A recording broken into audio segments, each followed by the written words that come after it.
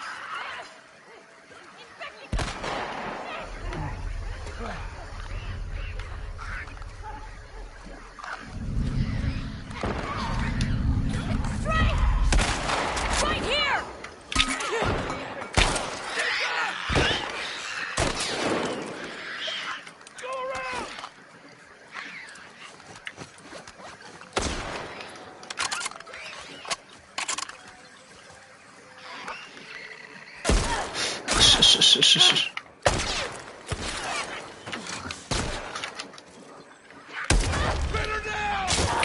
哪边逃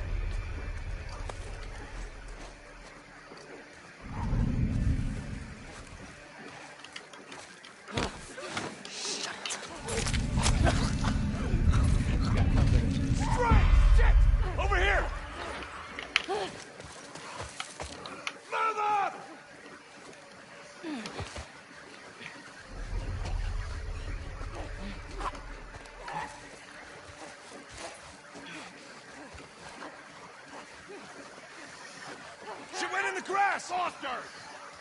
Search this place. Find where she's hiding.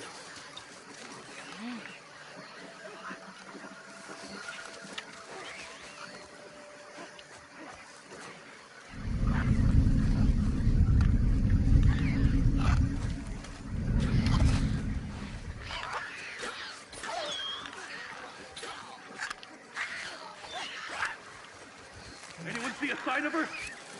Come on, people, we can't have lost her. There's nothing around here. What about you?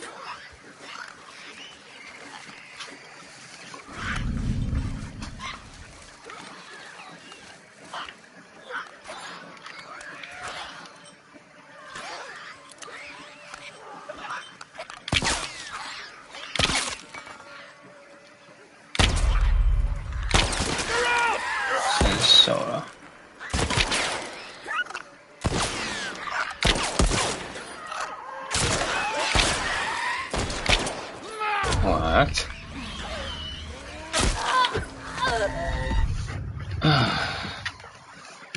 是，他能台湾铁链。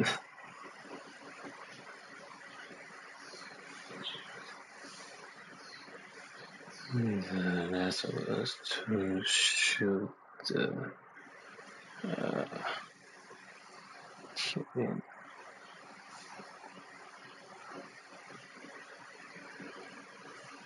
铁链。铁链。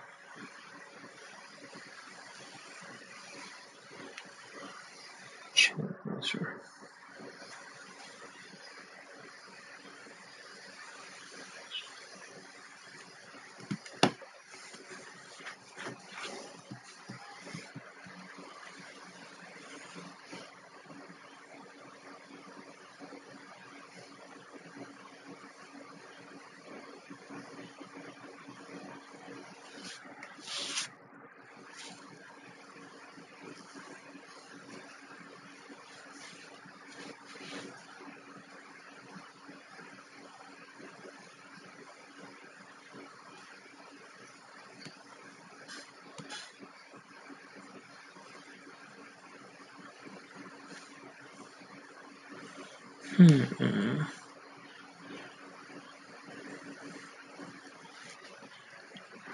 See some tutorial.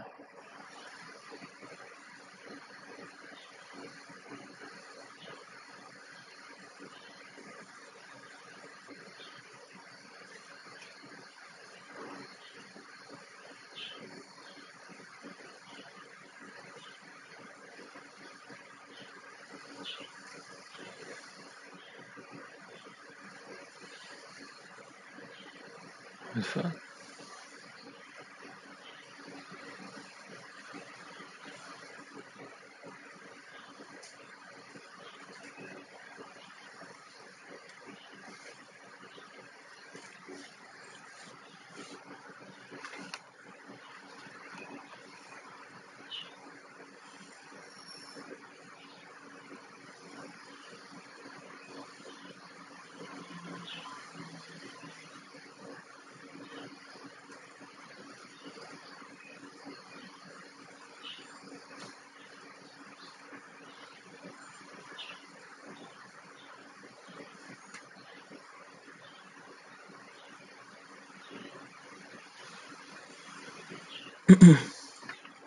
我看他们都是直接走过去拆。Guess that's a bad way to do it.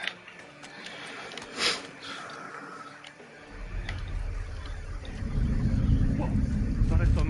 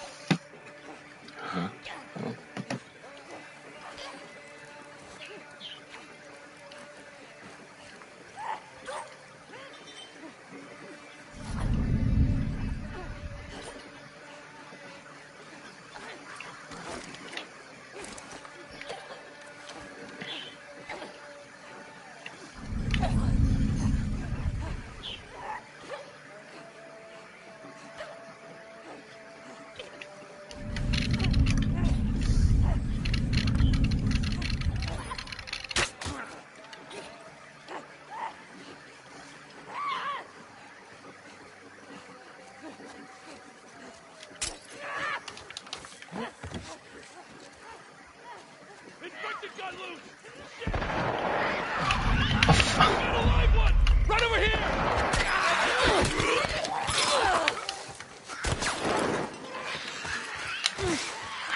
Go! I'm Dexter 6! Yeah!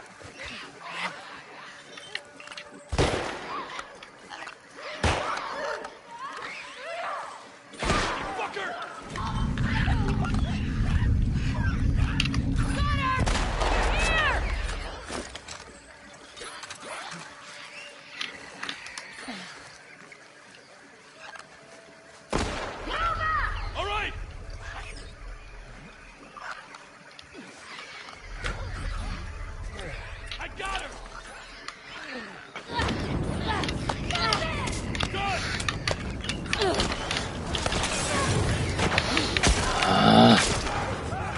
这早就看丢了。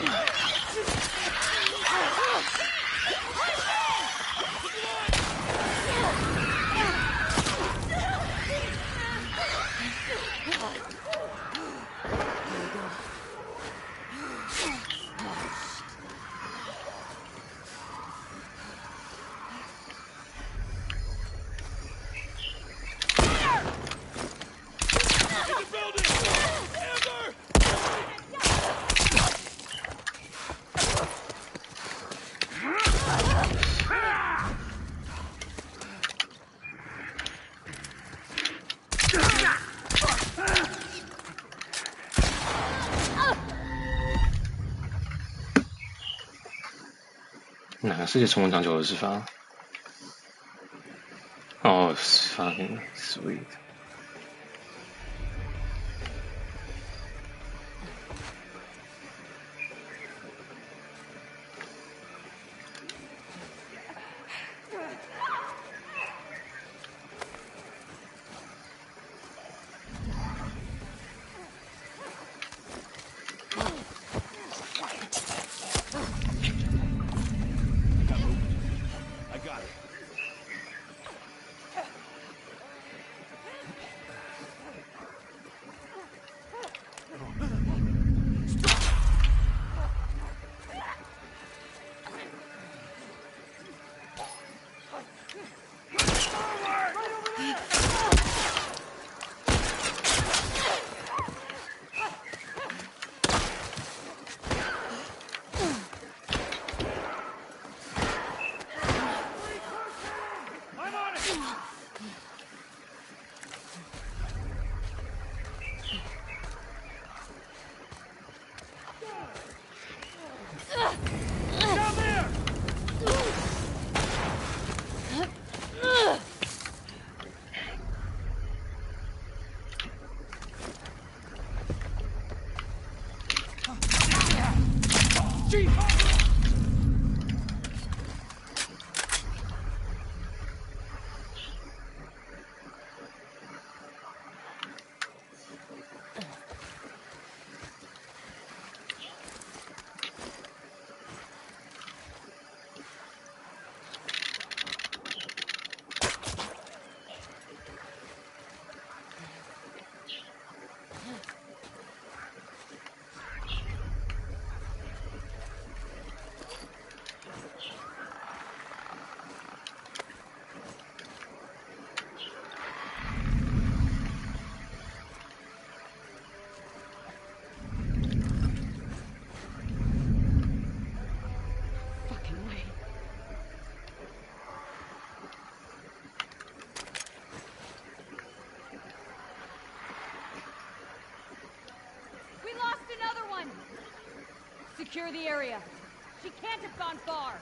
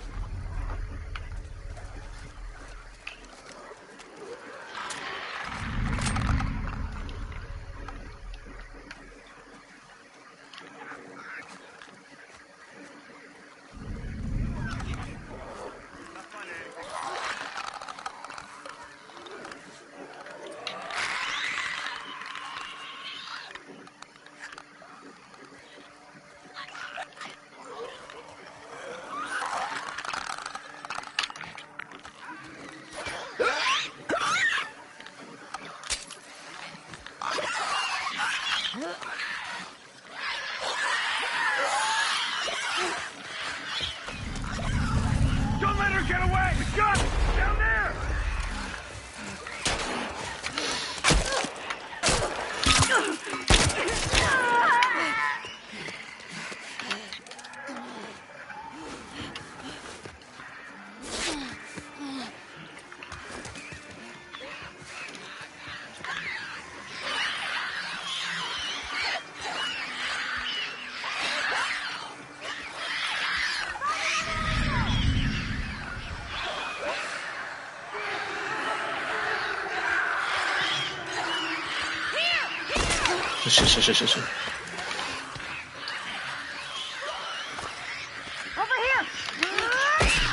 Ouch.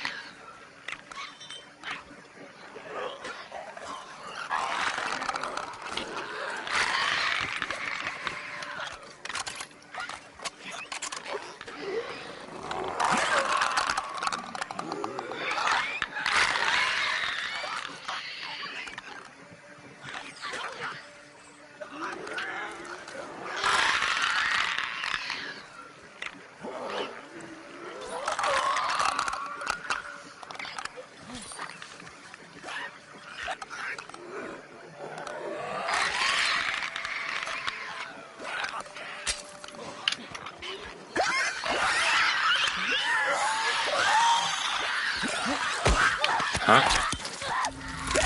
Huh? Huh?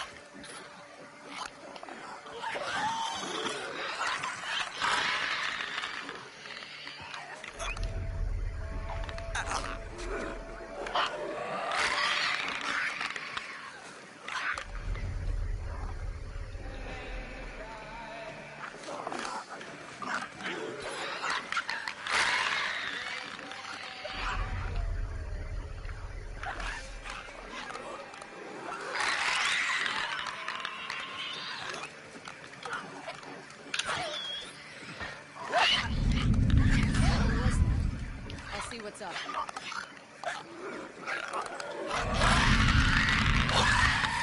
Amber, you good? Tell me what it was. Case is empty.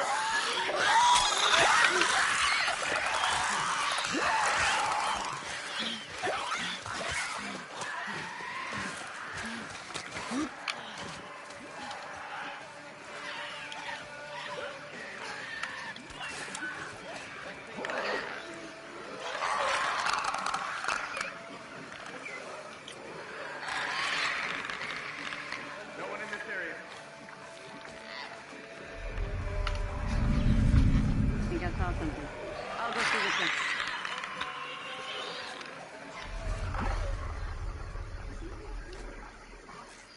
Amber, see anything? Nothing here. I could have sworn.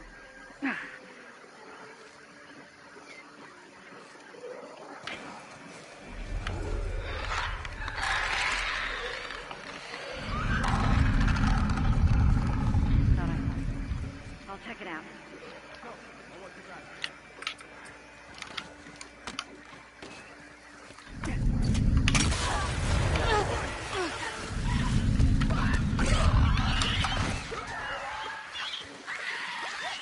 啊！爆炸声超大，哪里往这边？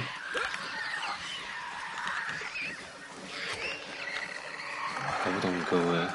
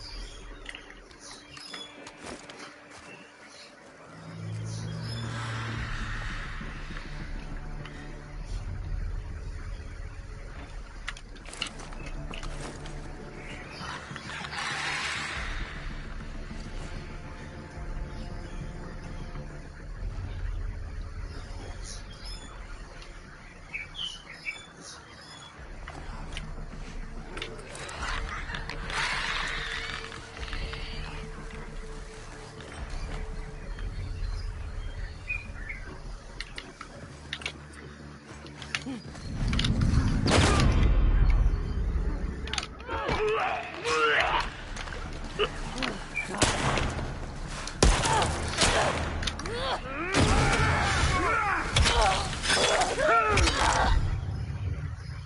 有人在我的死角，我就看不到他。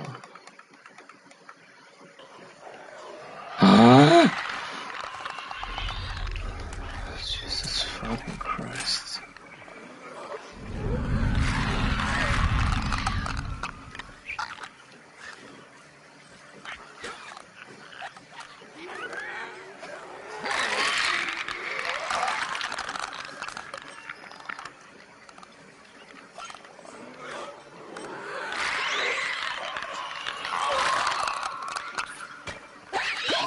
Hey, hear that? I'm on it.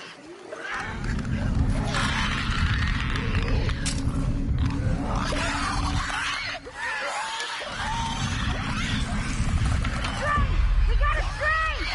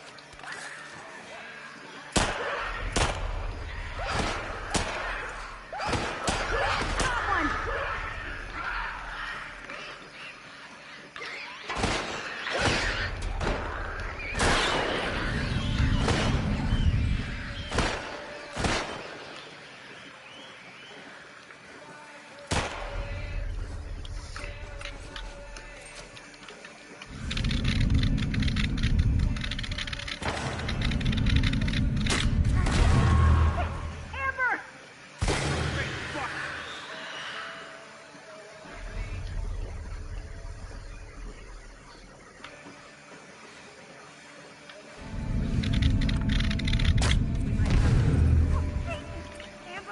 Amber!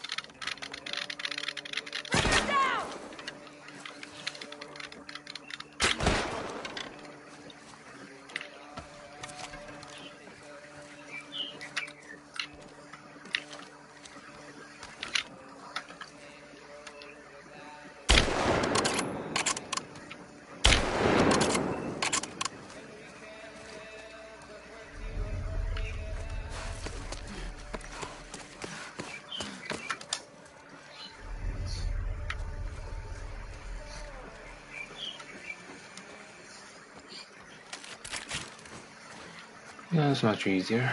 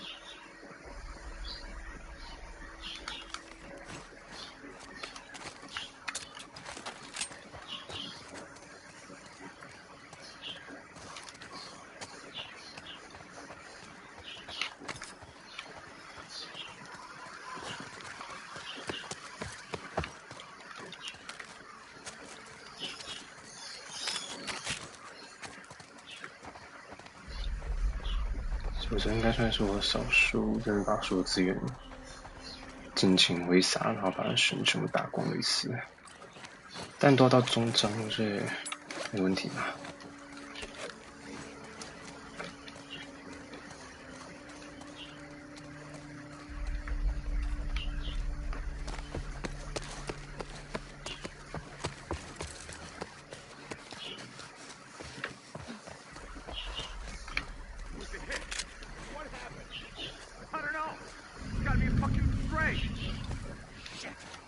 ？Spread out! Guard the tower!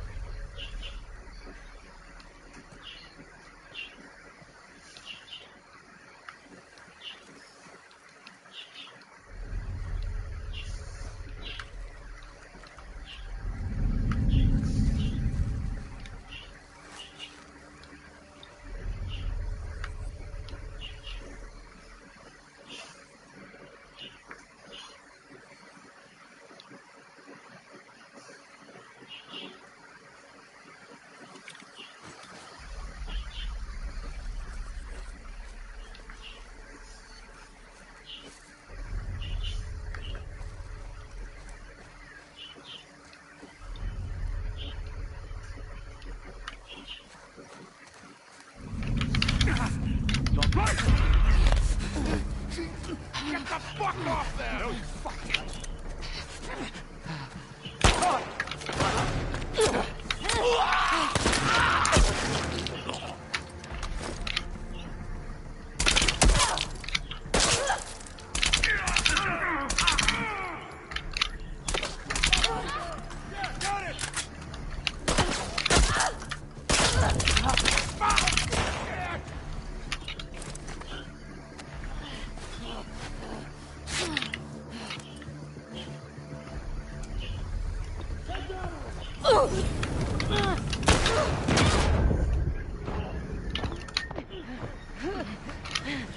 Hey, easy. Push forward! Damn it!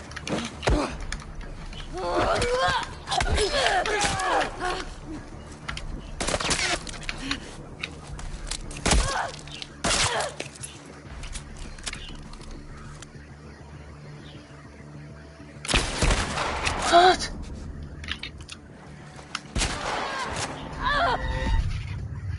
他头一发不死。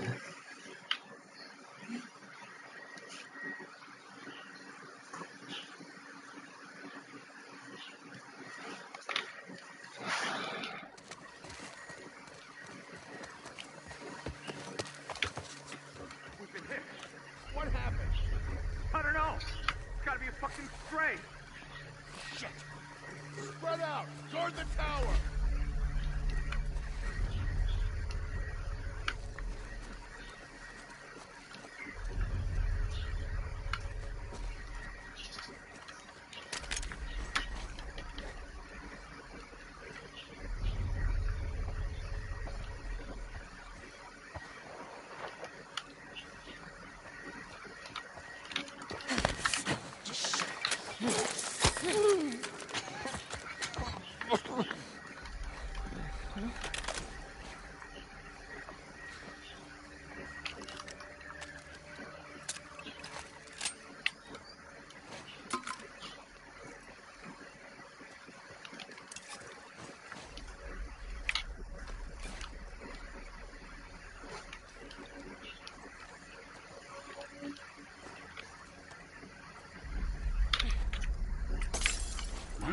I got something. Come with me. I got you covered. Who the hell's where was their attack? Stray! Right over here!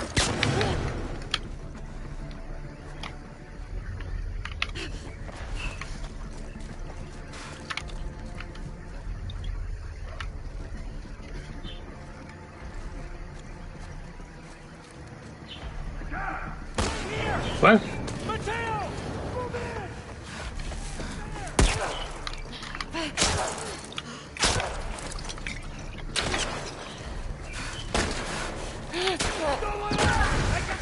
Watch it! Got her!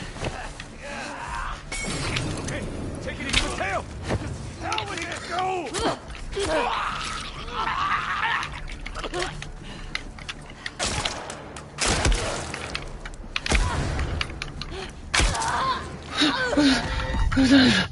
啊！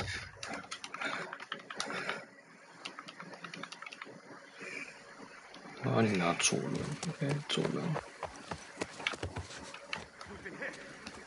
被他一上小第一把。I don't know. Gotta be a fucking stray. Shit. Spread out. Guard the tower.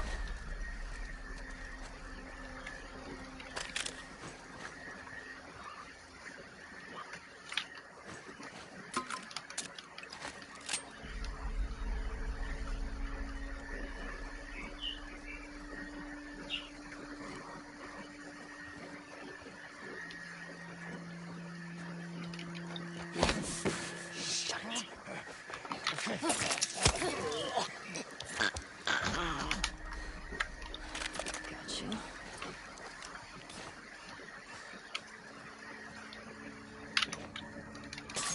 Come on, got something. I'll see what's up. All right, be careful.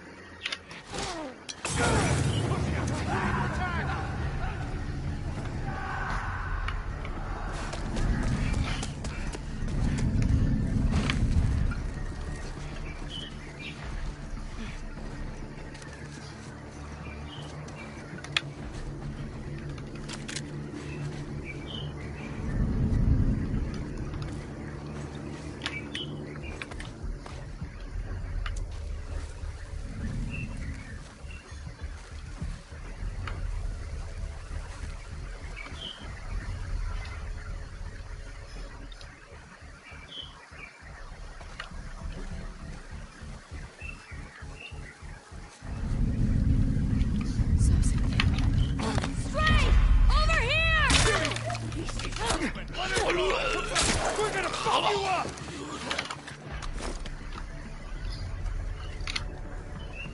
Get him up now! Look alive!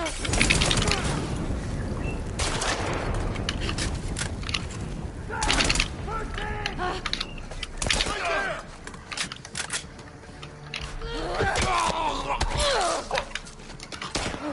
I got her!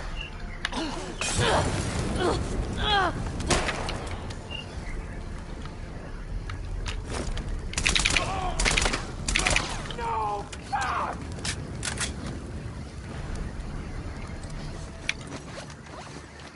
Got her!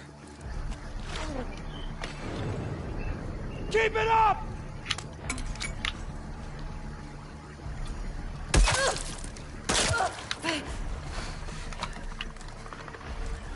Keep it up! Got her trapped!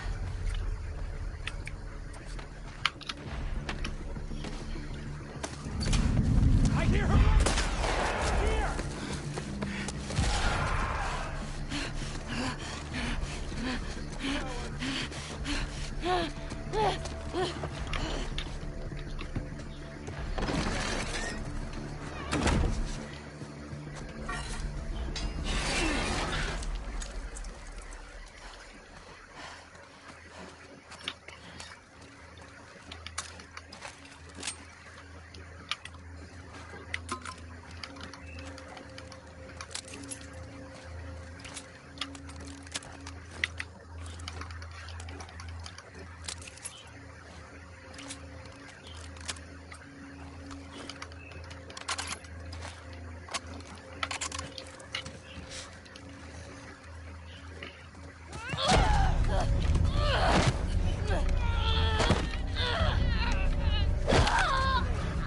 Oh.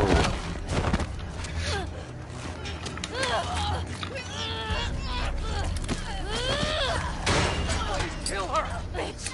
I got the key! I locked the door! The guns! Move! Come on, let's go! Hey, where's Abby? She's bit! Keep back! Hey, don't put that fucking thing in me! Hey! Abby tried to escape. She's down in the pillars. The pillars? Head down to the beach. You won't miss it.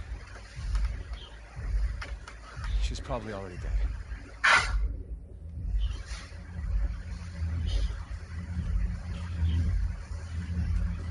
Come on!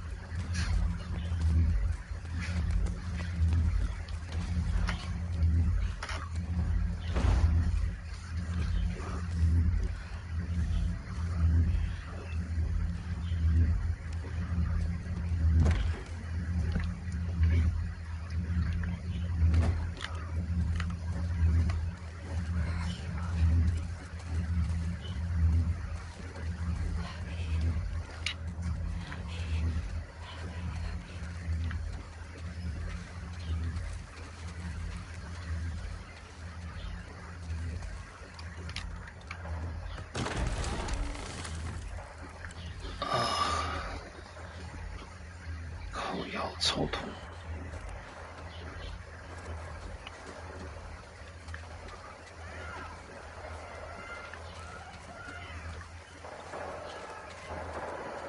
但蛇方的琢磨真的是少到超级少，根本不需要出现那种等级的少。那个是哦，还有这种组织在 ，OK， 好，就这样。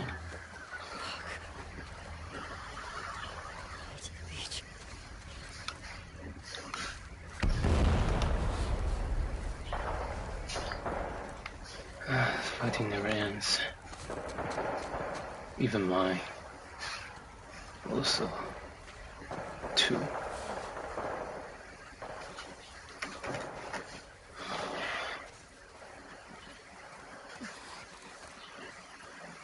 Pillars.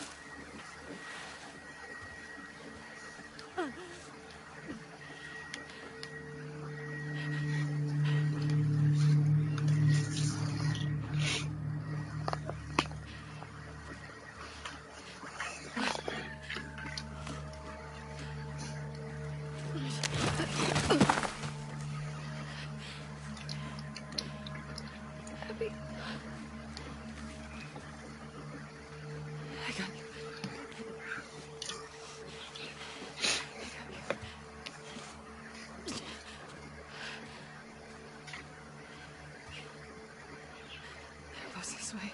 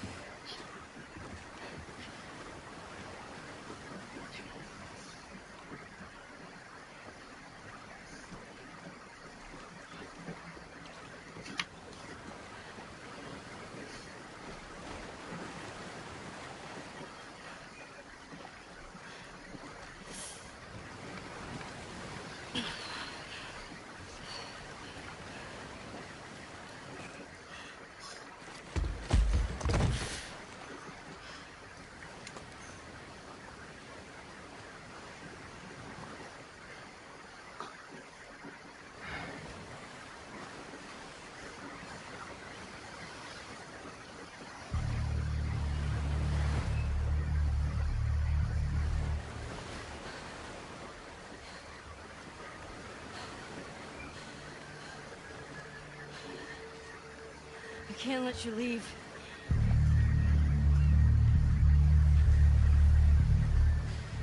I'm not doing this.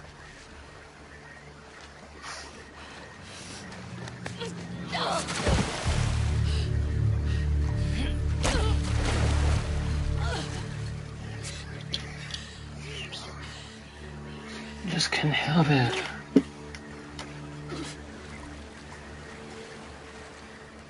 啊，看他皮肤 Fight you. 脱皮成这样了。 Yes, she will.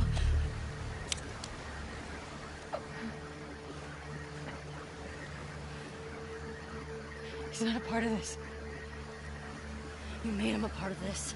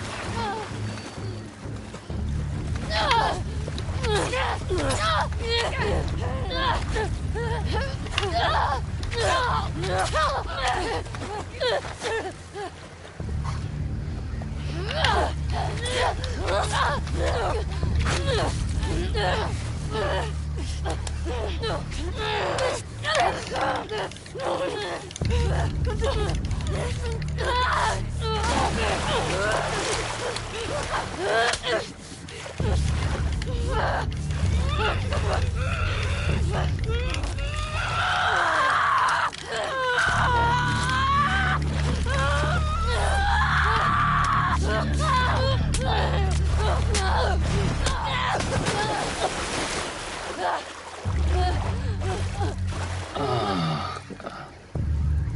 你快死了，被你戳一个大的。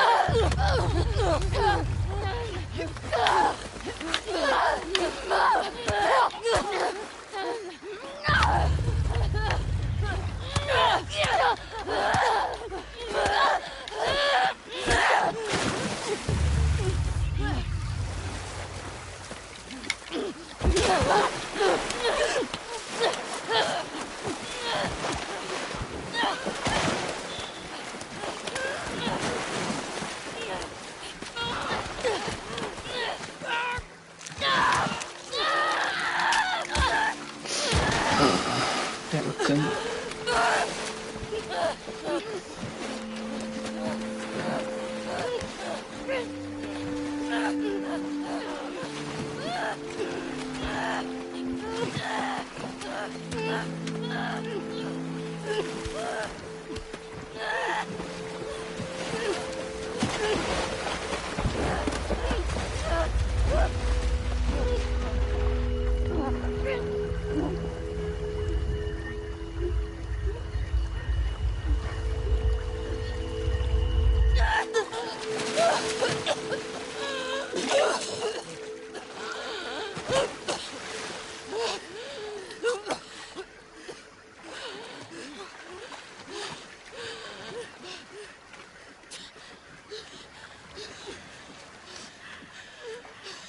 Go. Just take him.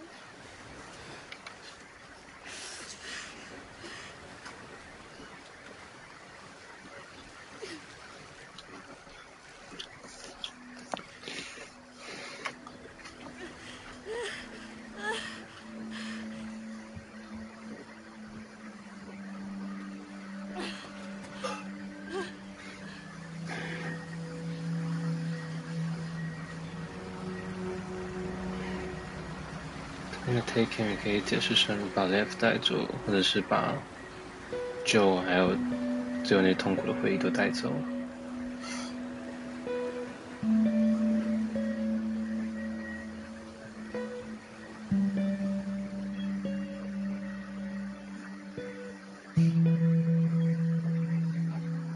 这跟我印象中顺序不太一样，我以为是先回忆再放手。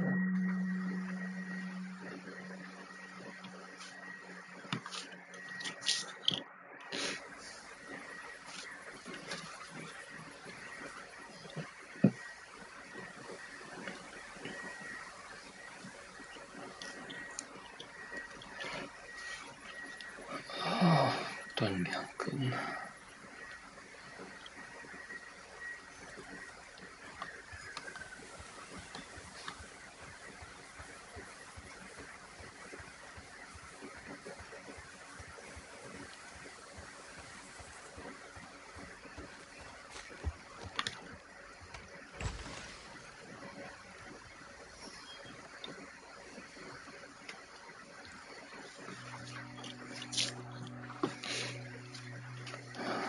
人去楼空。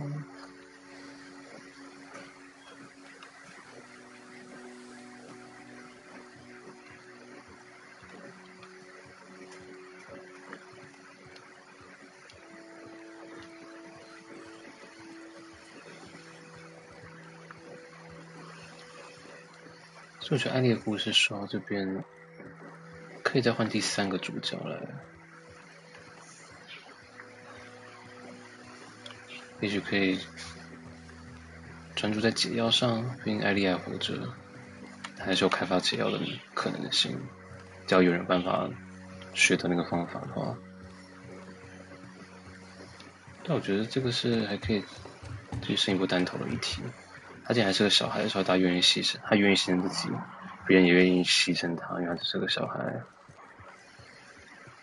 这个可能是个小孩更难牺牲，反正他们那时候就是觉得可以牺牲他，但等他长大了，他们会做同样的选择吗？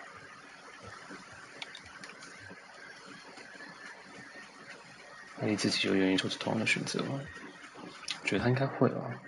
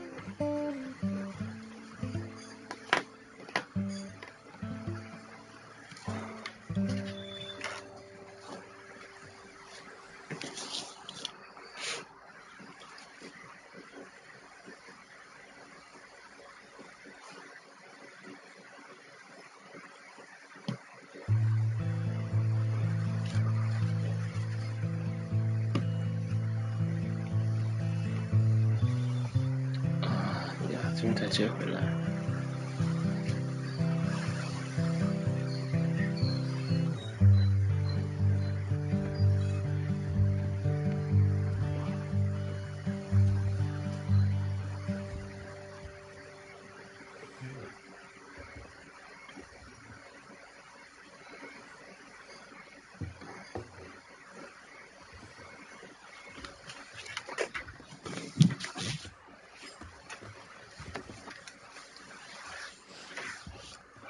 Drinking.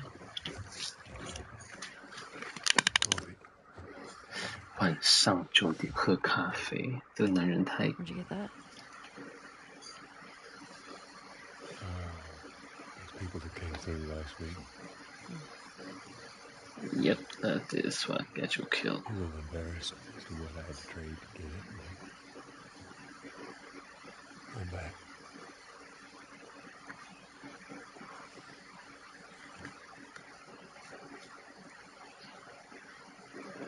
I had Seth under control. Yeah. And you need to stop harassing Jesse about my patrols.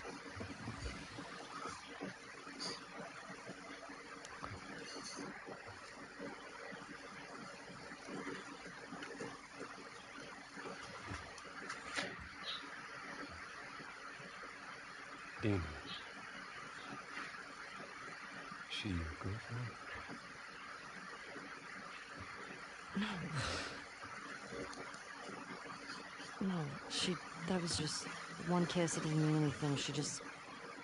I don't know why she did that. You do like her.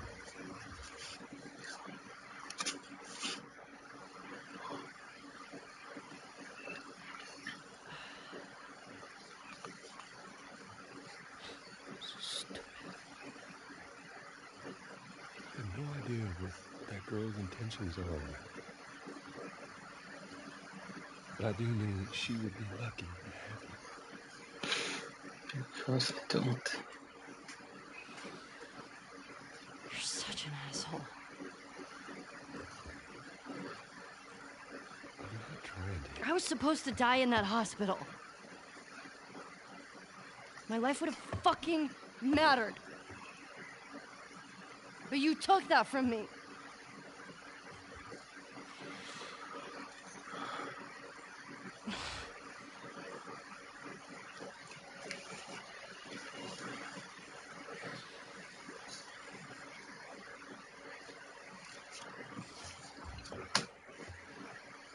If somehow the Lord gave me a second chance at that moment,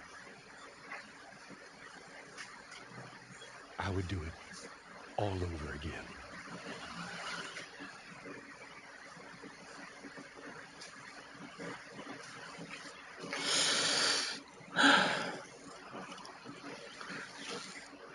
其实只有变成我们这样道歉的相向，你恨着我，但我还是不后悔拯救你的生命。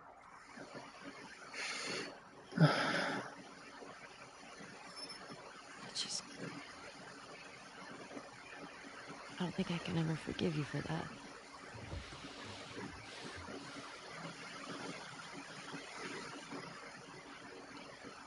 But I would like to try.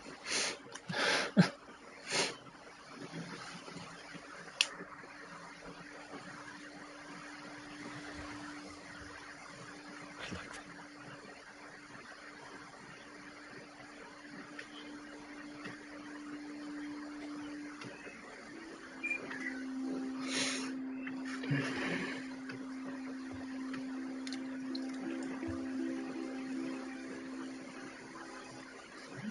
I'll see you around. Yep.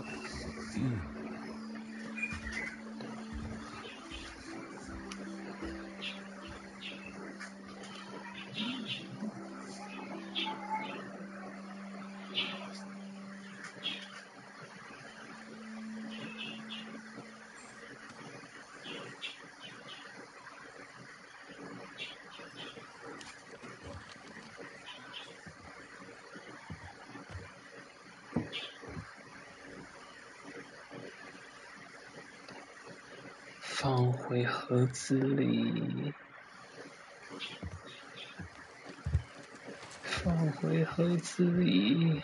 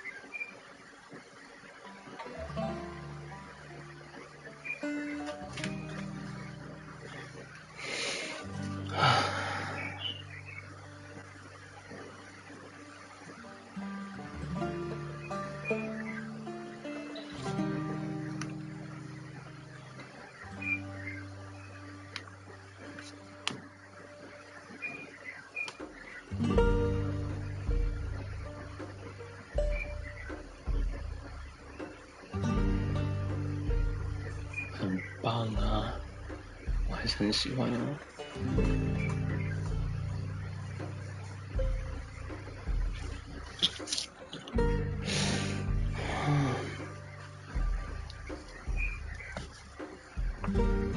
I feel bad for people who can enjoy it.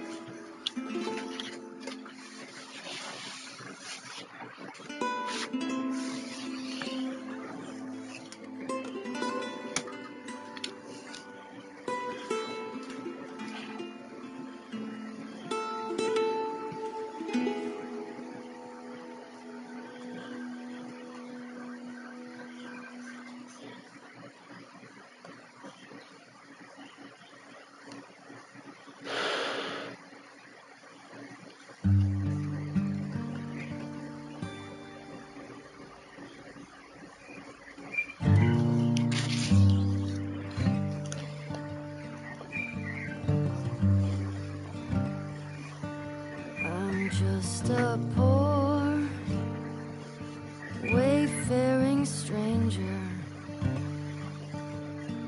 traveling through this world of woe. There is no sickness, no toil, nor danger in that bright land to which I go. I'm going there to see my mother.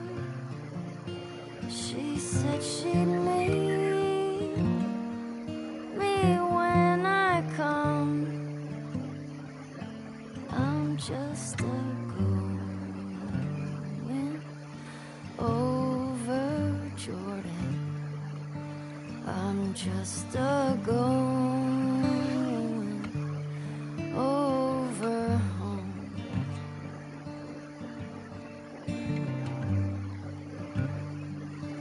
I know dark clouds will gather round me. I know my way is rough and steep, but beauteous fields lie just before me, where God's redeemed their vigils keep. I'm going there to see my Father. I'm going there, no more to roam. I'm just a going over Jordan. I'm just a going over home.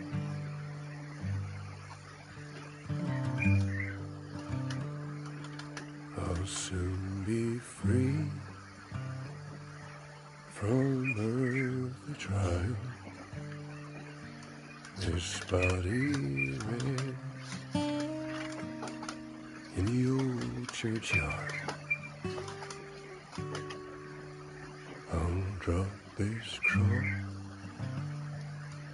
of self-denial and go singing home to God. I'm going there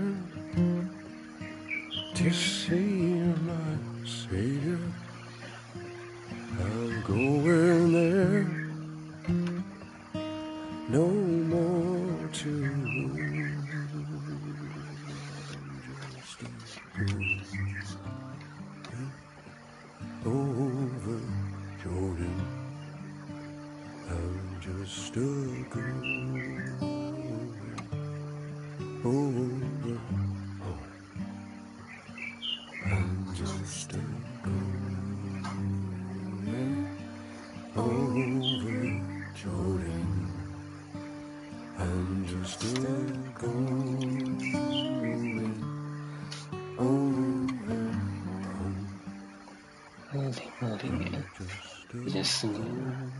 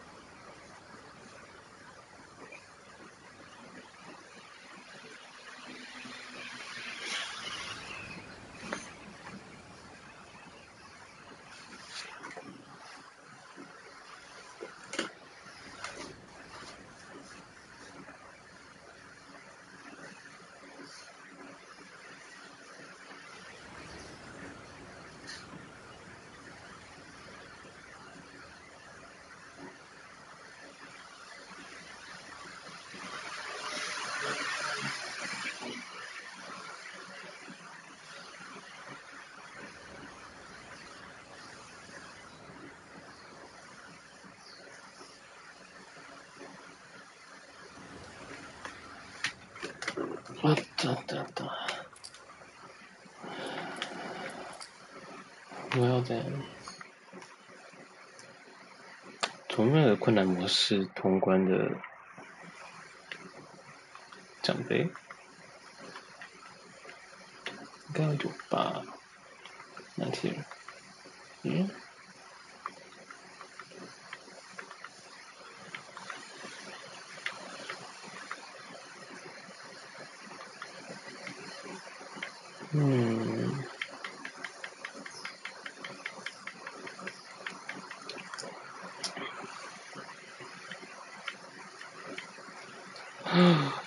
竟然没有难度奖杯，这样感觉好白痴啊！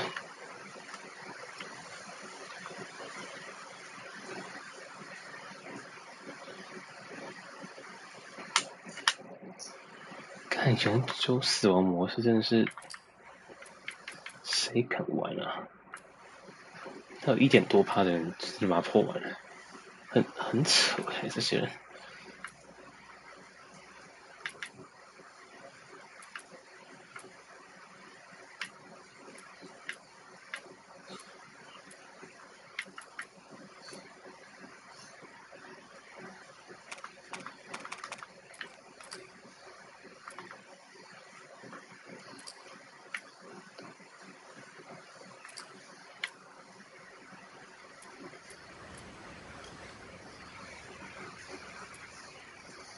860点，每代都出在绿之模式，我是觉得真的有人去玩这个，就有一些可能根本不会有人去碰的，但他每代都会去加，所以真的有人去玩。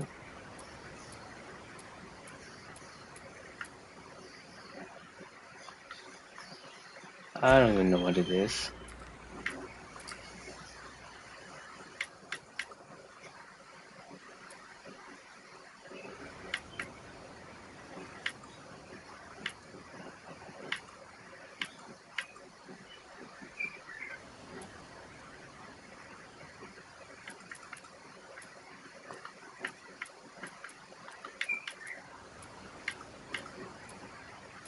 黑气疝气。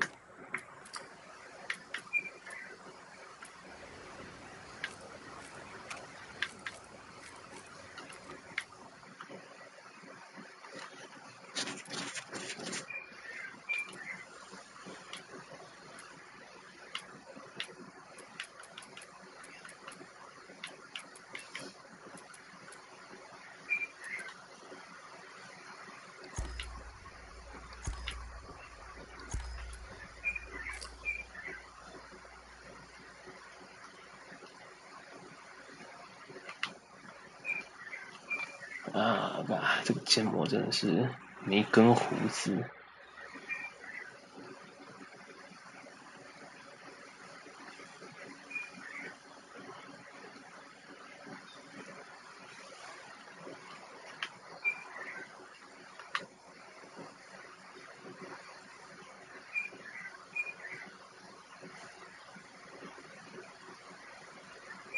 点木板。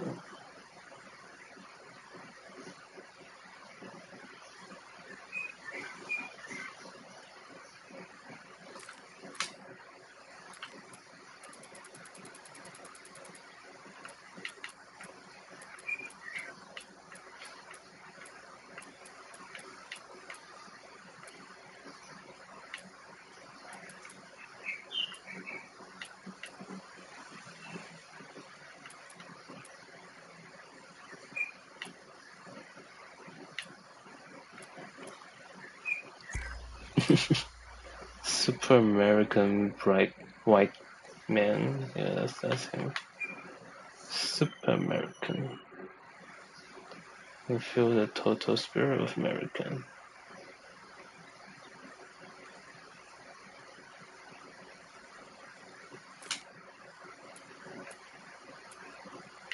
是吗？日本。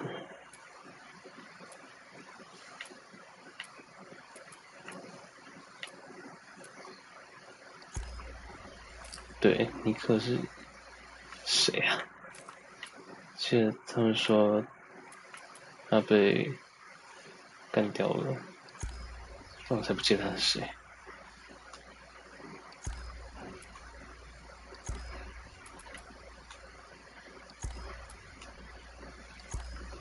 黑狗狗。Oh, Manny. What a shame.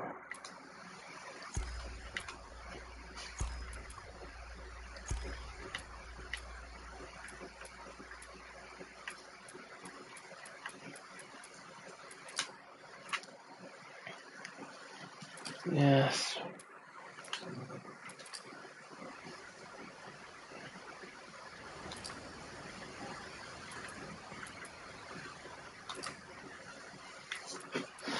Here we go, finally. 先把声音关掉好了，毕竟台湾跟他们人路过。You're about to play an unfinished level from The Last of Us Part 2.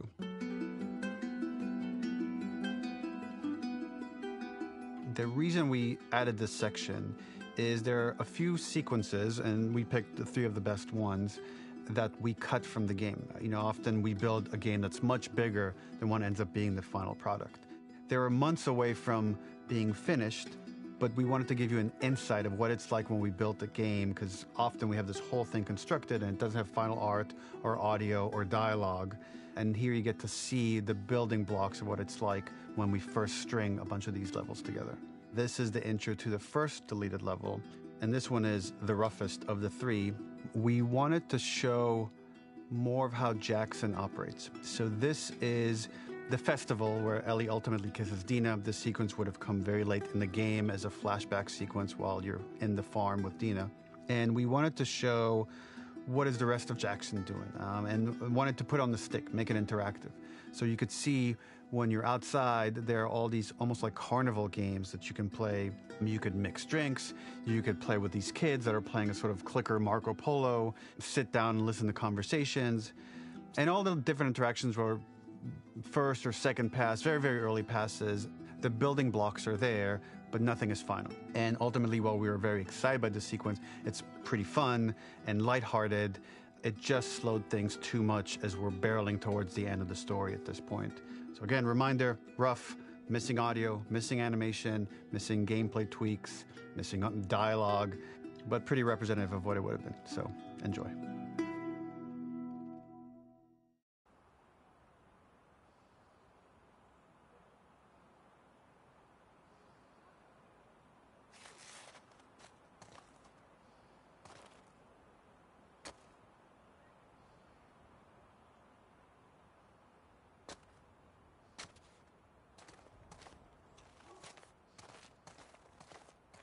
Originally, this level was going to transition us to farm. We would go all the way through to the dance, where Ellie and Dina share their first kiss. Then we would play through farm, and when Ellie plays the guitar at night, she would remember the Seth incident. So, the opening for this was a little tricky. We needed it to match at least a little what you might expect emotionally coming from prior beats, because we were already purposefully disorienting you in time and space. Remember, you just came from this huge fight. To jump straight into it would have been a little too jarring. After some back and forth, we rooted it in Ellie's nerves, calling back to her hands shaking in the theater. But this time, for a much more innocuous reason we'll find out later. She's nervous because she has a crush on Dina, who is the only reason why she's here at the dance. Something we really wanted to do was highlight the way their lives had turned upside down since she went down this path. We had this idea of recontextualizing all of our usual gameplay mechanics that were designed for really violent ends. The workbench, door bashes, throwable weapons, and even the infected, which is my personal favorite. Peppered throughout the level are moments of levity or shared history, all the while seeing how happy and mundane they all were before her huge revenge odyssey. It is not a festival without one of these throwing games. This one, of course, uses our throwable system where you're often chucking explosive things or stunning things, but for a more wholesome purpose, although some people take this game really seriously. A fun aspect of this is if you did well, you could win a toy here. Ellie would place it in her pocket. If you had done this, you'd find the toy with JJ, the baby, later back at the farm. When we cut this, the toy made it through anyway because it was so cute. It is the same one you see on the tractor at the farm. Ollie the elephant.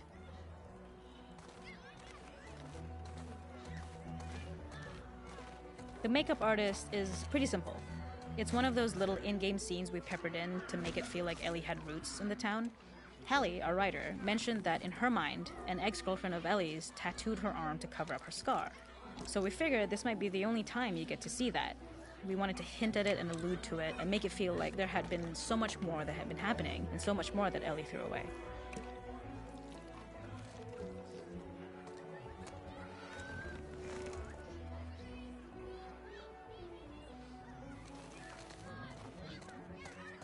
This is one of my favorite sections because I think that it achieves both the slice-of-life aspect of Jackson while also being a stark reminder of how dark the world that they live in really, really is. To attract attention and curiosity, one of the kids was supposed to make this adorable, messed up little clicker impression, and the others would giggle. We tried a version where if you got close enough, the kid might try and follow you a little before turning back. Since clickers are blind and move by echolocation, for this game of messed up tag, Ellie must close her eyes and listen for when the children give themselves away. The thought was that these kids are in relative safety. They still grow up with the dangers of clickers and runners, and all those lessons would embed themselves in the games that they play. When the festival got cut, they tried to preserve this moment and move it to the front of the game where the snowball fight is, as a tutorial.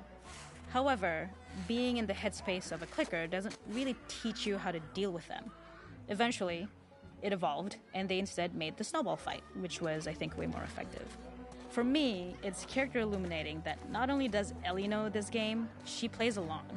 There's a familiarity with the kids that's really nice to see, especially because it's such a difference from the Ellie we see later, who has a sort of hollow normalcy that she's trying to get with JJ, but kind of fails.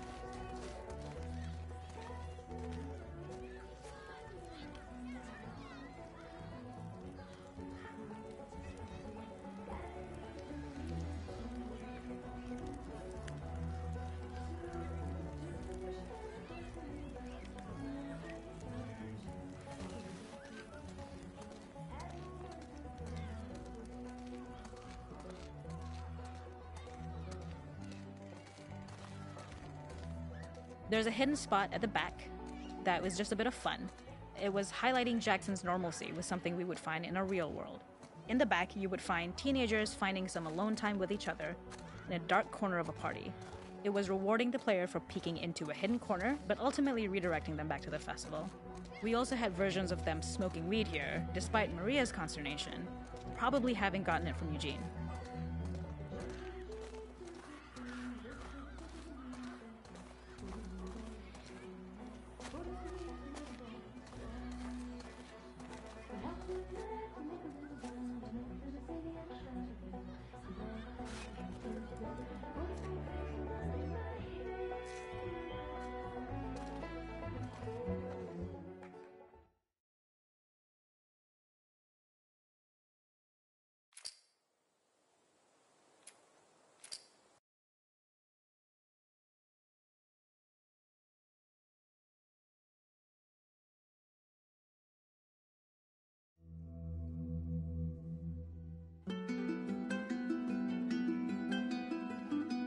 In this second deleted level, which is an extended sequence of the sewers in Seattle, this comes on the heels of where Ellie goes into a building and she survives an attack by stalkers and gets thrown out of a window and gets swept away by the current. And then we cut this section that used to be there in the final game.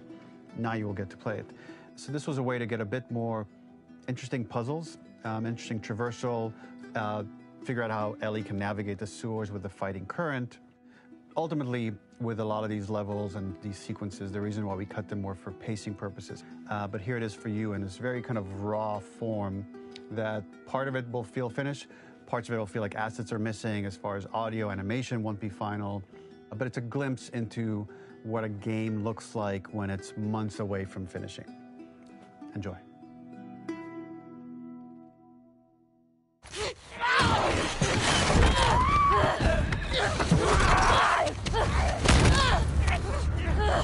Get off me!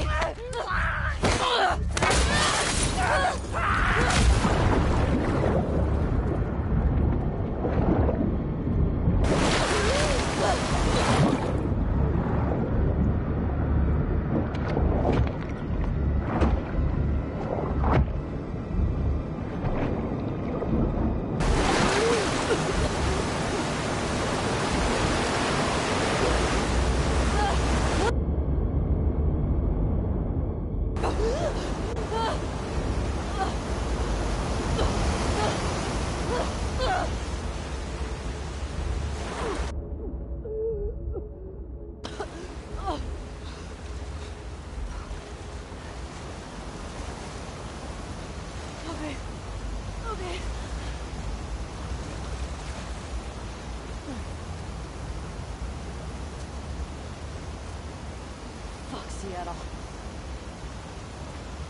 Okay. Where the hell am I? The ladder acts as an immediate goal for the player, but being able to climb out is not going to be so easy.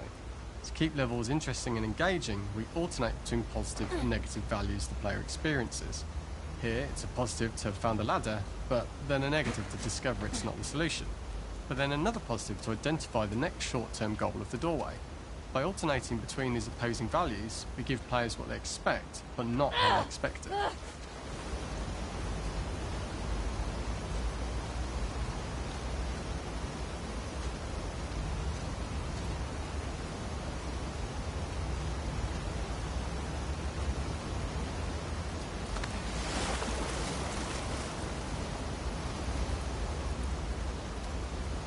This level, internally known as Find Nora, was quite long in duration as we had to make Ellie traverse a far distance to the opposite side of downtown Seattle. The sewer section was originally longer than what we released the game with, approximately 10 minutes more. This was one of the few areas of the game that used water flow as part of a traversal puzzle. The player has to go upstream to use the current to get to the platform to reach the other side. We mostly cut this mechanic game-wide, however it remained in essence in the section swimming to the aquarium as Ellie, when you were avoiding the waves. When players reach the doorway and enter into the room, they're faced with a dead end. The real reason for this dead-end room is that on the reversal, when exiting back out of the doorway, players are faced with the route onwards. A pipe that they'd not been able to see when they were swept past it on the way in, and something that was hidden from view when on the side platforms. The intention here being that the only option is to go off the standard path in order to search for a way out.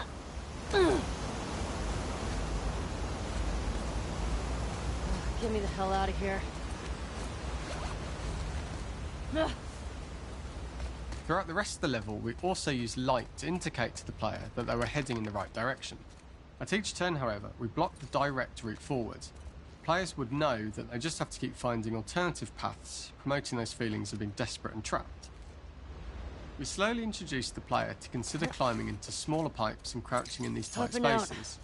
This is to slowly build up to and encourage the player to climb into such a small pipe that they'd have to be crawling on their stomach, which is something that the player previously may not have recognised as a playable space, let alone the desired route they need to take.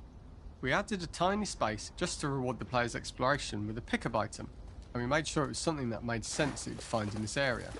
A canister and all the garbage that had been washed into the sewers from the surface. We loved the idea of making Ellie prone through a tiny dirty pipe in order to get out, as it was a great opportunity to use our frame mechanic. A unique camera setup was created to support crawling in these pipes, as the standard prone camera is much higher above the player. We also created custom collision in order for Ellie to manoeuvre in these tight spaces easily. Initially, the oblong collision capsule around her character caused issues crawling around corners. We put extra effort into the custom corner collision so the movement experience is as smooth as the main game. In order for the player to feel cramped, claustrophobic and desperate, we'd been enforcing the traversal mechanics that allow for a tight environment which promote these feelings. We introduced the use of the squeeze-through so that we can keep the player feeling enclosed and tight, but without repeating the same geometry. Here we changed from low ceilings with wider walls to high ceilings and tight walls to change up the spatial pacing and keep the level from repeating itself.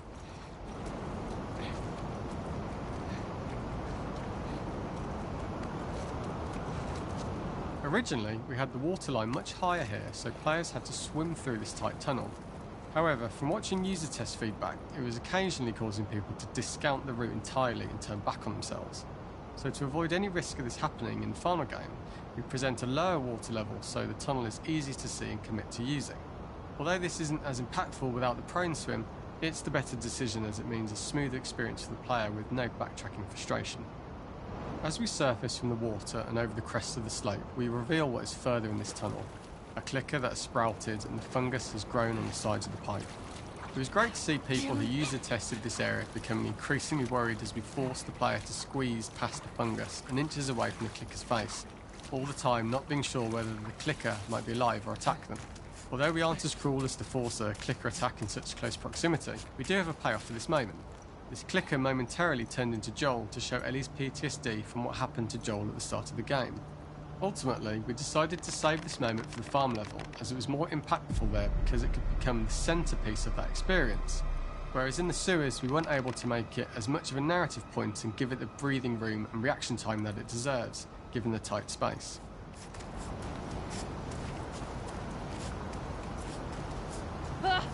Shit!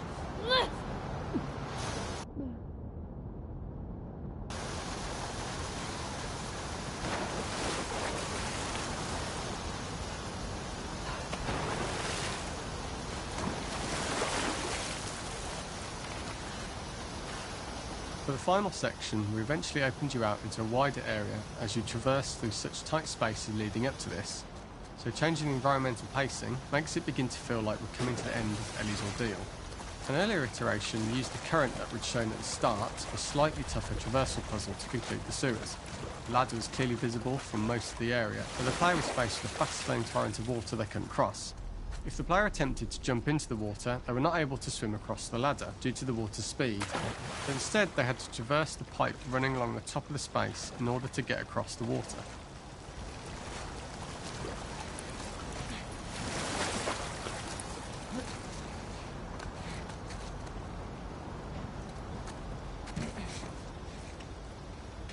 Using this pipe was retained in the iteration we shipped with, as it's the last of the extreme methods Ellie has to undergo in order to escape the sewers, and what she will go through in her pursuit of revenge.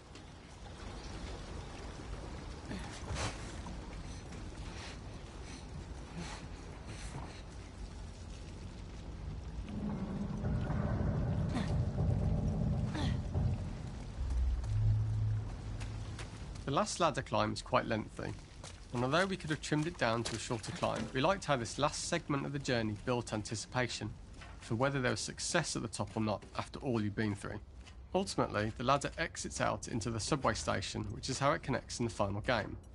Ellie then has to find her way to the hospital from here, crossing paths with the Scars for the first time.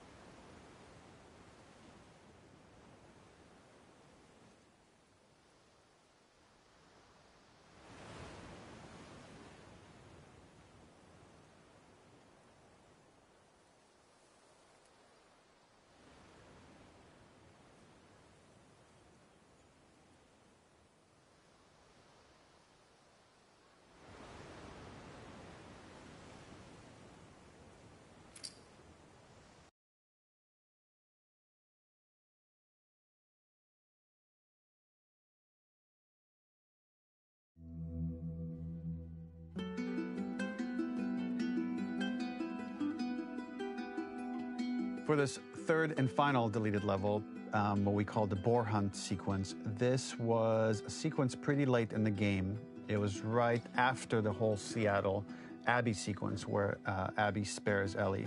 And then we wanted to come back into Ellie's story, but keep it a bit mysterious of how much time has passed, where is Ellie now? So we're coming in on Ellie, and she's following a trail of blood.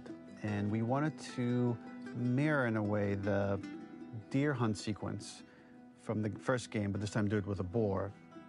And there's something with Ellie that now she can't let go of this violence. She's pursuing it, even against this innocent animal. This was another opportunity to show how the violence that Ellie has experienced, the violence that she witnessed being afflicted onto Joel, is still sticking with her, and she's still experiencing these PTSD moments.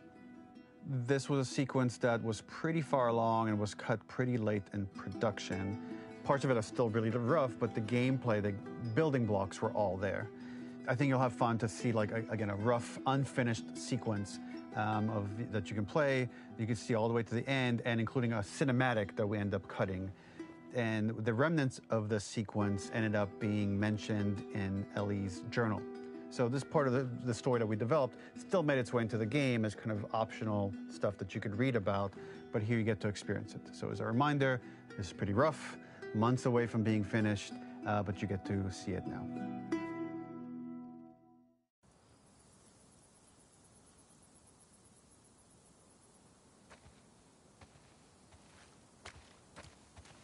So the boar hunt was one of the hardest levels for me to work on.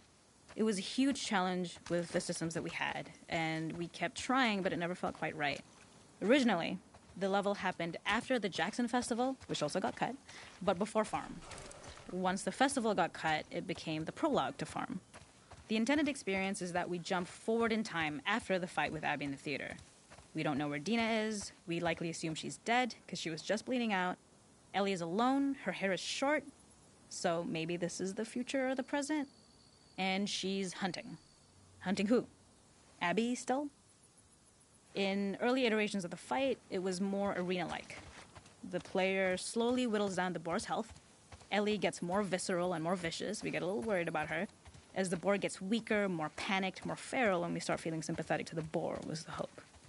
In all of these iterations, especially of these wider areas, it required custom AI and scripting to make sure it continued to feel organic as an animal, but we really needed it to do specific stuff. It needed to be able to close distances really, really quickly. It needed to charge to attack, but we wanted the feeling of hunting, so we needed to track it down from afar. And we also needed to discourage the player from attacking the boar when it's that close, or it would kind of turn into this melee kerfuffle. How do we do this in our world while keeping the boar believable? We must have gone through 5 or 6 iterations of the boar fight and all, and every single time it changed pretty drastically. We split it into clear phases, where one was like all long range. We tried another where you're getting close and you get the jump on it, quite literally, you're jumping off of a rock to attack it. And then finally, we tried a bunch where you almost sort of go around a bunch of trailers and try and wrestle it. We uncovered after some time that taking down a boar over several phases felt very laborious and a little dramatic. It was comically long, it felt too boss-like, a little too gamey. We decided to cut the first few phases, and we opted for a cold open after the boar had already been hurt off-screen. So that allowed us to focus on feeling like we're closing in on prey and to introduce the boar when it was at its most dangerous. Already hurt, already feral, much too close for comfort. And so the thinking was it would bring us more into Ellie's mindset. Is this really hunting for food, or is she hunting for some other reason? The gas station was built to highlight the boar's destructiveness. Since it's cramped, the boar feels larger. We also feel trapped with it, though perhaps it's trapped with us. When it charges, it gets to us quickly, so we must be on our toes. This made it more aligned with Ellie's sort of hunting for trouble mindset. Listening became more important, as well as moving around slowly so it didn't hear you. Could you spot it before it saw or heard you? And could you get a shot off quickly enough so you could dodge out of the way? Or is the shot worth the cost after? It feels like a gamble. By the end of the fight, everything would likely be in shambles. The boar would burst through the back, and Ellie would follow it and finally enact revenge.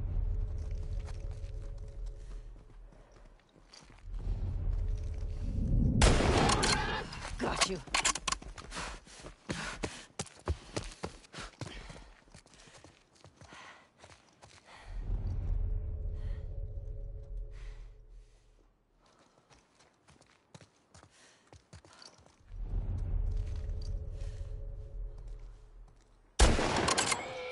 It's over. Nowhere to run.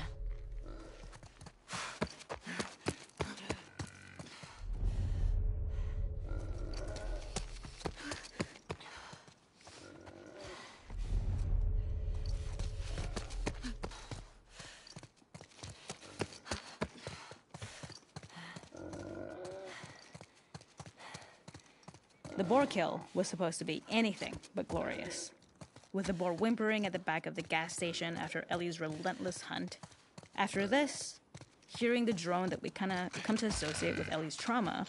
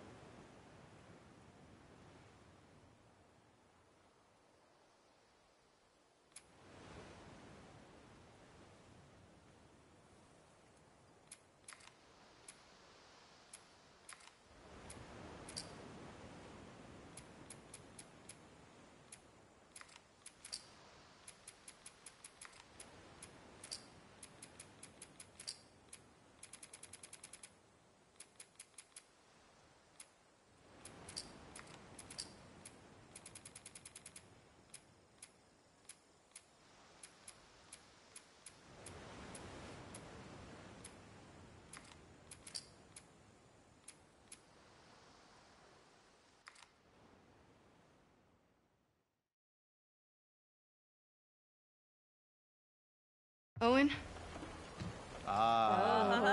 This scene turned out to be a bit more controversial than we anticipated. The irony here is, as much as this is the counterpoint sex scene to Ellie's sex scene, we don't... Oh, I guess we do show a little more. We show a little bit more. Yeah. Didn't. Well, we'll get to that in a second, but I love this interplay between you two. And I see. yeah, we really wanted to give Pat something meaty. Yes.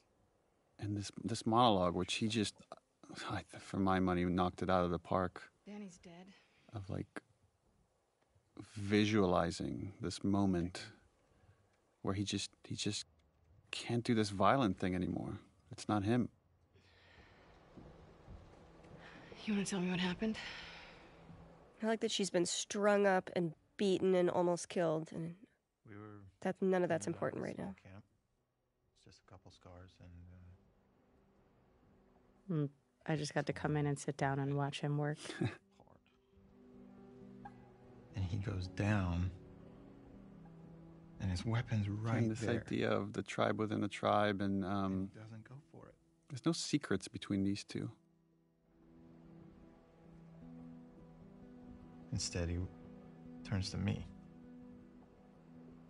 And he's old. The idea that he's just been sitting here drinking, conflicted, and I mean, he's about to leave his baby mama. That's how much he can't stay in this place. He feels like he's losing his soul. And this look right here, it's like there's a part of Abby that knows what he's saying is true. But that sense of duty to this group that has taken care of them is still there, but starting to erode. I couldn't do it. Of course, Danny gets in my fucking face about We're watching her maturity in real time. Especially having come off of seeing two Seraphites up close and saving them too. So I grab it, and then I like that there's so much like unspoken between them that's about to come to the surface of like Abby thinks he's so naive and he thinks what she did was so awful, but clearly they've never talked about it until now. And then there's the underlying love they have for each other and obviously attraction. It's all like, it's so messy. I like the messiness of this relationship. And it would have been like, I know our goal here is to create empathy for Abby, to show you the other side of this journey. And this definitely was a risk to say, okay, she's going to have a sort of affair with this guy that got this other girl pregnant, her friend.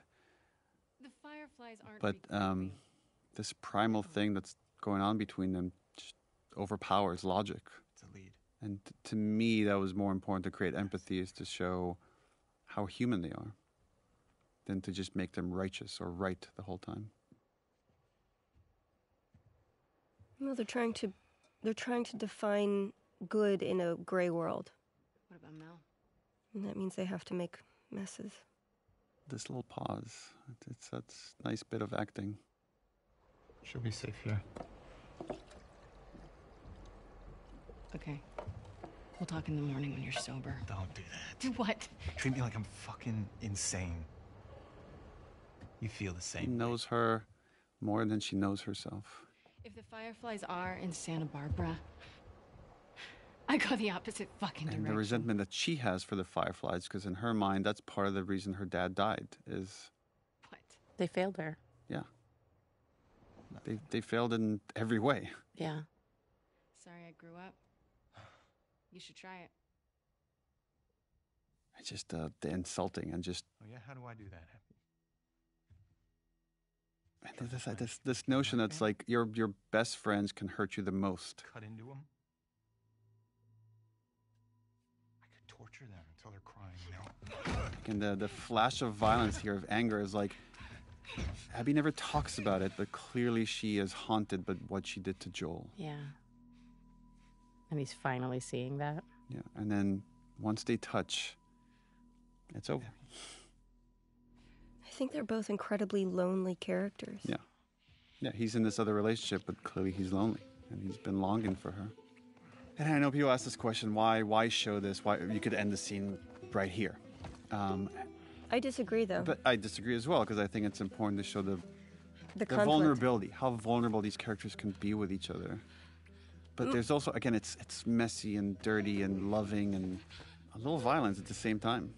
My philosophy on sex scenes is you should take them to the point where you've gotten all the information needed or the emotional evolutions needed. And in this case, I think you needed to see her conflicted and give in. Yeah, surrender to the moment.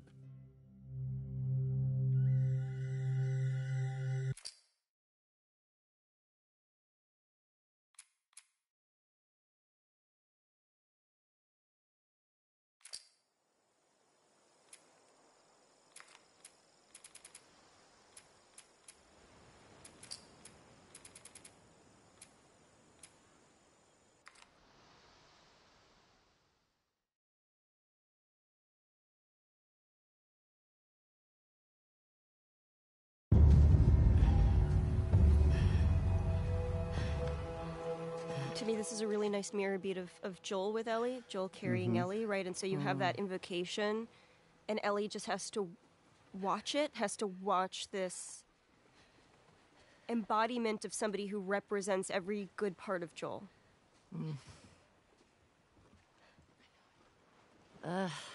It makes me so sad. This scene. It's just because Ellie doesn't know what to do with all of that anger and that hurt from losing Joel. And now this is the moment. Yeah, because at this point, that's all Ellie has left. It's just this fucked up quest.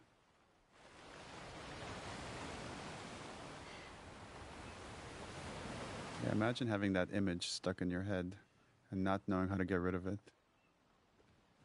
Yeah. And killing somebody else is not going to do it, but You have to get to that point. You have to realize it yourself. Mm-hmm. this was a hard. We actually had a really fun day. Yeah. As hard as this scene was, and it's so funny doing this with one of your best friends, of just like fighting each other, pulling her hair, being like, "Get out of here, let's fight, kick me."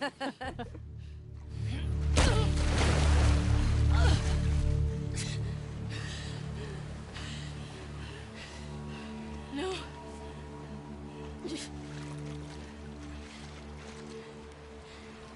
I'm not gonna fight you. I think that threat is fake, right? It's, I don't think... Yes. I don't think... She's bluffing. I absolutely think she's bluffing. Really? Yeah. Yes, but I agree, but what would have happened if Abby was like... No. No. Like, I feel like she still would have pushed that... I would think she would have pushed that knife in. This is great that there's all these different interpretations. That's so cool. I don't think she would.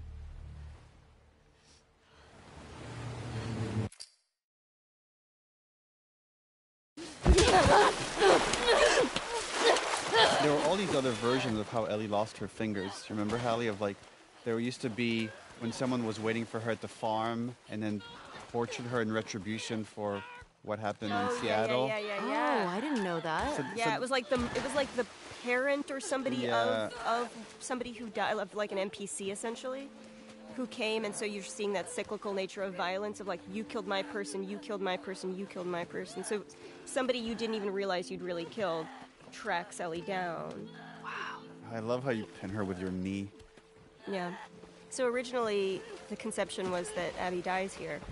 And it would have been such a different game, I think, if right now there was just a body underwater and Ellie was having this moment. Yeah, you didn't know that? I did not know Abby died here originally. Originally, like, I think both Yara and Lev died. And this was just Abby by herself when you meet up with her. And then Ellie kills Abby. Rough. Yeah. I think leaving Ellie with 3% of the humanity that she got from who she was, that good kid, that scrappy kid that Joel helped shape. I think if she killed Abby, you would never see that kid again. And this gives a hope that she's still in there a little bit and could be maybe revived in the same way that Abby was revived in the right circumstance. I agree. Seeing the reactions, there's people that wanting to know, what was it exactly that made Ellie stop? Is it Lev? Is it this memory of Joel? Is it everything she's experienced? Is it just like Abby's state, that it's not this person that defeated her in the theater? And to me, it's all those things. The way our brains work is so messy. And that's the story was always meant to be very messy in that way, that there aren't these clear-cut answers. To me, that moment is 2 more seconds, this girl is dead. So I already know what this feels like. I can see what I'm going to feel like 5 seconds from now. Yes. And it's no different. Yes. So why?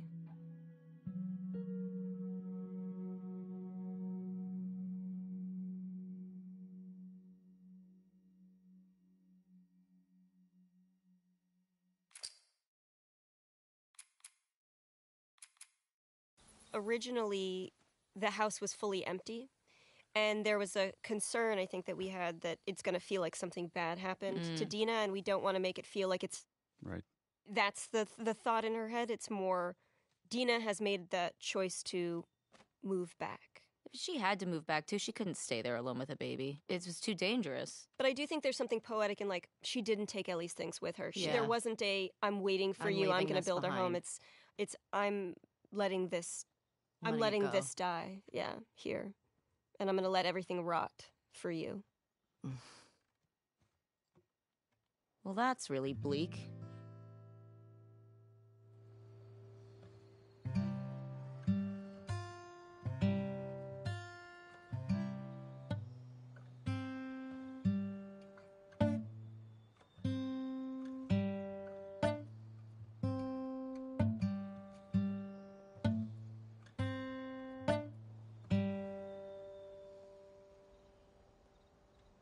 Yeah, we wanted to create a metaphor for the unintended consequences of pursuing justice at any cost. And here we get to feel it of this song that means so much to Ellie, she just can't play it anymore.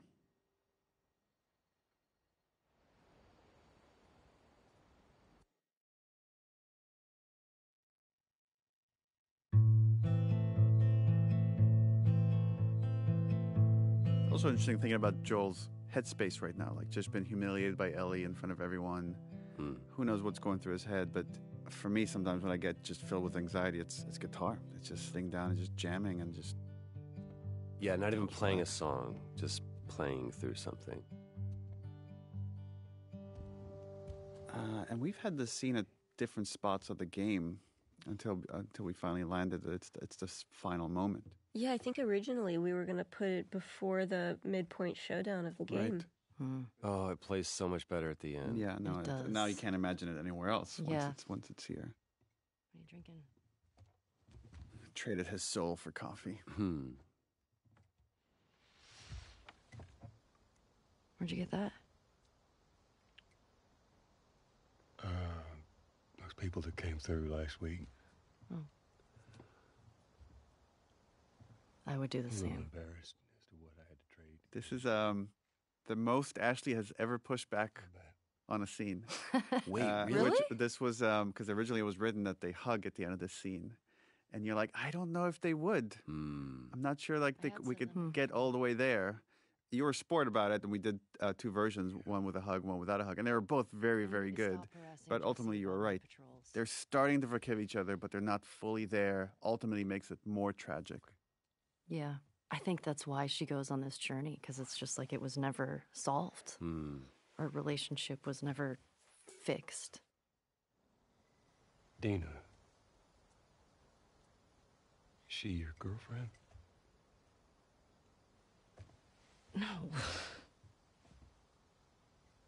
No, that was just one kiss. It doesn't mean anything. I don't know why she did that. But you do like her.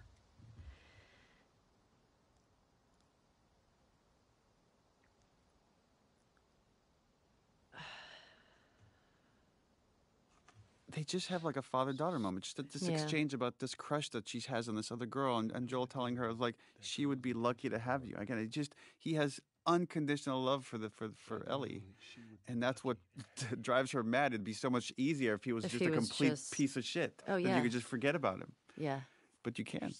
I mean, that's what's hard. I mean, she knows that he cares, and she knows that he does love her. I was supposed to die in that hospital. I also love that you bring it back to we're talking around the thing that we need to talk about. You took that from me. You doing all of these gestures to try to make it better is not what I want. I'm going to bring it back to what the issue is, and that's I should have died in that hospital. I also love watching when do you both decide to make eye contact? Oh, right. Interesting. And it's like right here for the watch at the end of this statement for emphasis. All eye contact. Because I am dead serious. I don't care the cost. I would do it all over again. Even if it means I'd lose you. There is something to be said for your writing in this, which is I would do it all over again, and I would do it all over again. Walk the knife's edge of meaning. Because there's one that is repentant, and there is one that is resolute.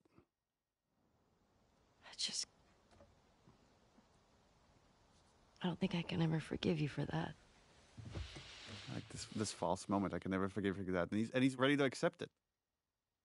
And then he's all of a sudden, but I'd like to try. And then I think the water works for everyone. Yeah. Just start right here. Oh. We did a lot of work of just writing these scenes and not being heavy-handed to talk about theme. But there is something about just the placement of the scene here. And it's a scene about getting over some horrible transgression that one feels. Because there's other things that are worthwhile in this world than just kind of living in this resentment next to the moment where Ellie decides to let Abby go. And whether she fully forgives her or not almost doesn't even matter. It's just she knows there's other things in life that are more worth putting your focus on.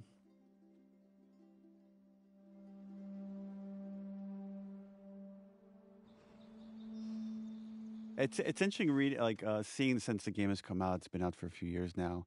How many different interpretations there are for this leaving of the guitar here. Whether it's she's fully forgiven Joel, or whether she's fully forgiven Abby, or whether she's willing to move on, or whether she just doesn't want to be under Joel's shadows anymore.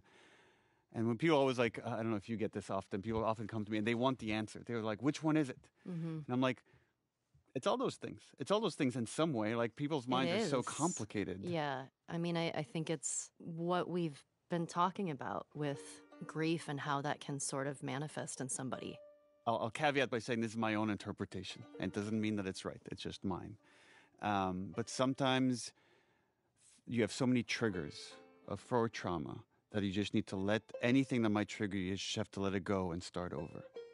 I mean, how I felt in that moment of, it's easier just to not get close to people.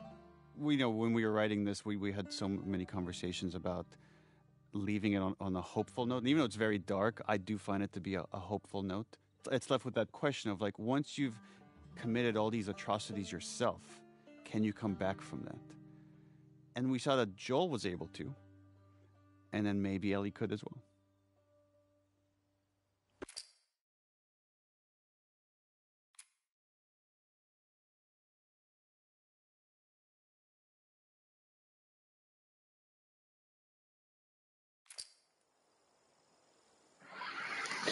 OK， 我觉得这样应该够多了这篇，谢谢大家。我觉得后面的部分，因为我觉得台湾人应该还没人上传，所以我觉得我可能会剪然后传上去，然后可能会再发一个心得文，毕竟过了3年又再重新玩了一次，然后又加上了这些开发者的分享，可能也有一些有趣的讨论，除了一些比较没有意义的讨论以外，我们可以有更多建设性的对剧情的讨论。对，希望可以有。那就这样，谢谢大家，也没有大家，谢谢少数几个在看，这段时间有几个在看直播的人。OK， 那最后生还者2应该就先在这边告一段落了，谢谢大家。